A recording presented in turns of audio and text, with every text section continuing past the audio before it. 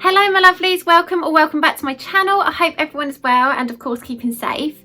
So today, before I go on, I just wanted to say a massive thank you to everyone who has watched my videos, subscribed to my channel, liked them, commented on them. I really do appreciate everyone's support, and yeah, it just makes me feel so good. So thank you so much to everyone. So today I've got a slightly different video again for my channel. So basically I live with ulcerative colitis, and I thought I'd just do a little video on it just to spread some awareness about it, really, because a lot of people don't know what it is and it can be quite a common condition. So yeah, I thought I'd spread a bit of awareness. So I've got my notebook with all my notes in, so if I keep looking down, that will be why. Yeah, I hope you guys find this interesting or helpful if you either live with it or you think you might have it, anything like that. So a little note, if anyone is suffering from it and you just want someone to chat to who also has it, yeah, drop me a comment down below, or you can message me on my Instagram. I'll link it all below. Just because I find it really helpful to actually talk to people who have it, just because they're sort of on the same wavelength, aren't they? They understand it. So yeah, I'm just going to crack on with the video, get some facts out there, and hopefully spread a bit of awareness about it. So ulcerative colitis is thought to be an autoimmune condition. Basically, your immune system thinks that healthy bacteria is harmful bacteria, and it will start attacking the healthy tissue in your colon, which then can cause ulcers, which then of course can bleed. So with ulcerative colitis, it just affects the large intestine, and that will become inflamed and very sore. So symptoms you can get with ulcerative colitis can of course be diarrhea, stomach pains, really severe stomach pains. I'm not just talking about a little tummy ache, needing the loo a lot, and tiredness and fatigue. Fatigue can sometimes be caused by the bleeding as well, because obviously loss of blood, which isn't good. Another symptom is weight loss or weight gain. Like my weight has fluctuated so much since I've had, or even before I was diagnosed. And yeah, a lot of people say you just lose weight with it. I think people seem to think that a lot about like IBD or IBS, which isn't the case. Like, you can gain weight as well. So with ulcerative colitis, you get what are called flare-ups, or I call them attacks because I feel like it's attacking my body. So basically you could go days, weeks, months, years without having any symptoms, any flare-ups at all, and you could be absolutely fine. However, whenever it decides it wants to, it will flare up again. Other symptoms can come along with these flare-ups, such as ulcers in your mouth, which is what I usually get. You can also get swollen or painful joints. I've had that every now and again. Also high temperature. My mum actually, sometimes she sort of knows when I'm having a flare-up or I'm about to have a flare-up, because I go really flushed, like I'm literally like a beetroot, and I don't know why, she just gets this feeling, and can see my flushed cheeks, is like, you're about to have a flare up. And of course, more severe symptoms is the loss of blood, which is not good. I just want to point out now, if you are ever losing blood from anywhere basically, but obviously where you shouldn't be, please go and seek medical advice. I know it's horrible, it's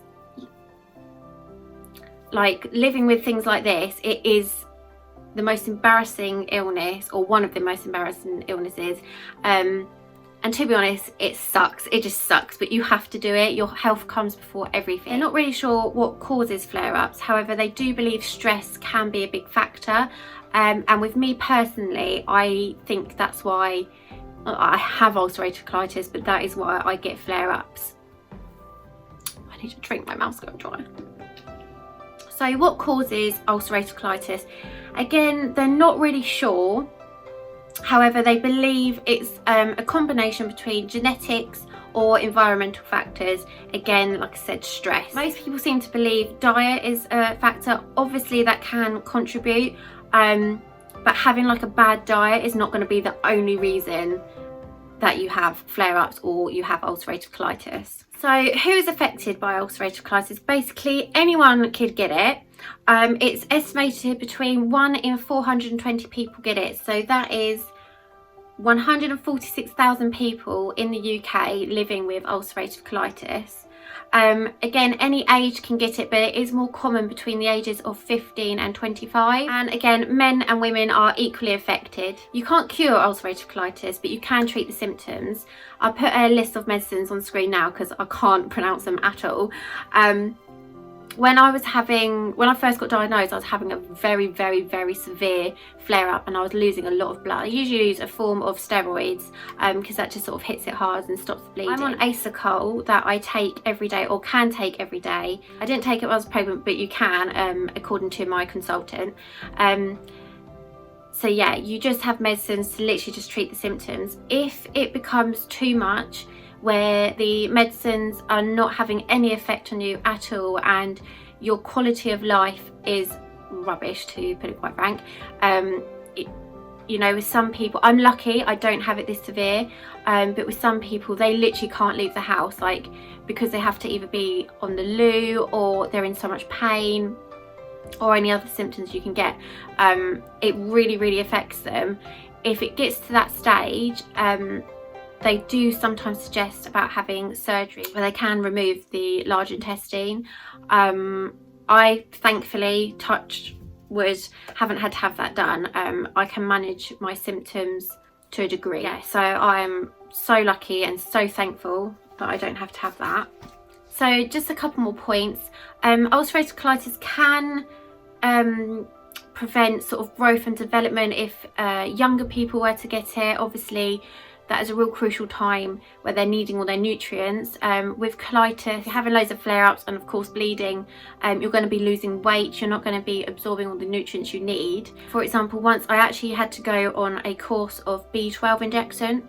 My body wasn't absorbing it, and a lot of people, bless them, were saying, you know, oh, just eat more spinach and things like this, and I was like, yeah, that's all well and good, but my body doesn't absorb it, like my intestines don't absorb it, it just flushes it all out.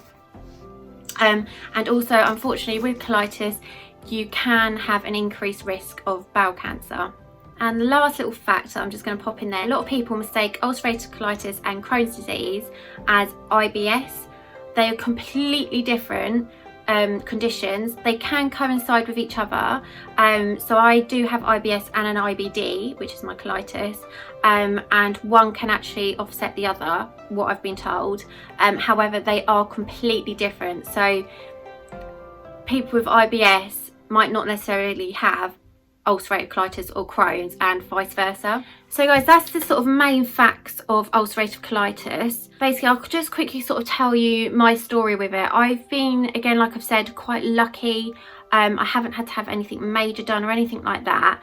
So I started having symptoms, I think I was about 15, 16. No, I was just starting college, so I was about 16, 17. And I kept going into hospital as I was getting like severe pains. Well, I used to call them stomach pains, but it's obviously down in my bowels. And I'd go into hospital, they'd put me on morphine and everything for the pain. However, they would send me for scans sort of weeks later, and obviously with colitis I wouldn't be having the flare-ups like, you know, a week or two later. So by then all the symptoms and signs had gone. So yeah, like I said, I'd gone 5 years undiagnosed. It was 2013 and I was working at Subway and everyone thought I was pregnant because I kept getting like I was feeling really, really fatigued. I was feeling sick all the time. And like when I was like laying out the counter in the mornings and I was opening the lids to the food, I could like throw up because of the smell of the food. And I remember drinking like loads of ginger beer, non-alcoholic ginger beer, because I thought that would help my sickness. I did loads of pregnancy tests. So I went to the doctor, and it actually got to a point where I got sent home from work, and because they said to me, they was like, Charlotte, you look like you're about to just pass out. And I've actually never fainted before in my life. So they sent me home. I went to the doctors the next day, sent me for blood tests, blah, blah, blah. My dad then got a call from the hospital, which is kind of weird. I don't know why they called my dad, because I wasn't living with my dad at the time. So anyway, they called my dad and they said Charlotte needs to get into hospital now, and this was about, I think, 11 o'clock at night, because he came to where I was living at my mum's, and it had been snowing because we were Sparko, they couldn't wake us up at all, like by phoning, so they came to my mum's. They were throwing snowballs at the window to try and wake us up. And anyway, so I called the hospital and I said to them, I was like, well, can't I just come in the morning? And they said, no, Charlotte, you need to get in now. So I went to the hospital, and basically they told me that I had half the amount of blood I was supposed to have in my body, hence the reason I was feeling so crap, basically. So they gave me a blood transfusion, and because of all the antibodies in my blood, they had to get my blood from London and all this sort of stuff.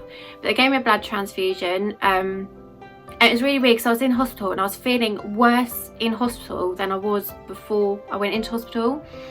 But they were really good. They also had to do, obviously, a colonoscopy, which I'm not gonna lie, I absolutely hated. It was horrible and I didn't enjoy it at all. But anyway, they had to do it, and that's when they found out I had ulcerative, or believed I had ulcerative colitis. They said that my colon was just covered in these ulcers with the bleeding and everything, blah blah blah.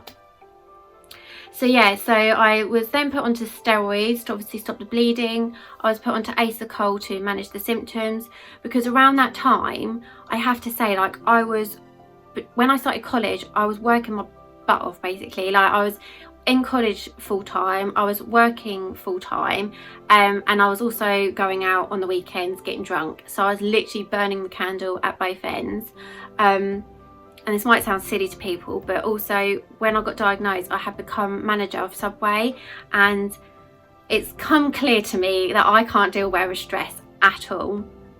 So yeah, so I believe with all of that going on, that's why I was having all these flare-ups, really bad symptoms, the bleeding, everything like that. So yeah, I got put on my medication, the bleeding stopped. I then had a few flare-ups over the years, but I was going sort of months without them at this point, so it was a lot better. And touch wood, I don't think I've had a flare-up for about 2 years. When I got pregnant, they were worried that pregnancy can cause flare-ups. It can cause apparently quite a big flare-up after you've given birth. But I was super lucky, and I'm so thankful that I didn't have any flare-ups through my pregnancy or after. And my consultant said, they said basically with pregnancy, your body either, like, obviously causes flare-ups because of the, you know, the, not stress, because well, it is stress on the body, isn't it, being pregnant, but that can all cause flare-ups, or your body can be like, no, you know what, I've got a baby to look after, I'm going to stop all of this. And luckily that's sort of what happened to me. So yeah, I haven't had one since, touch wood, because they're absolutely horrible. Yeah, so that was some facts about ulcerative colitis, my little story. I'm sorry if it was a little bit boring, but like just a sit down video. I hope people found it interesting, or it helped anyone in any way. Like I said, if anyone does need any support, please don't hesitate to like comment below, or again message me on Instagram if you want to do that instead. Because yeah, it is important to talk to people.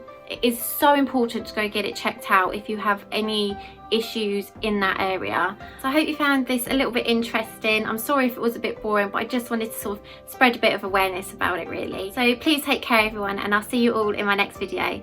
Bye guys.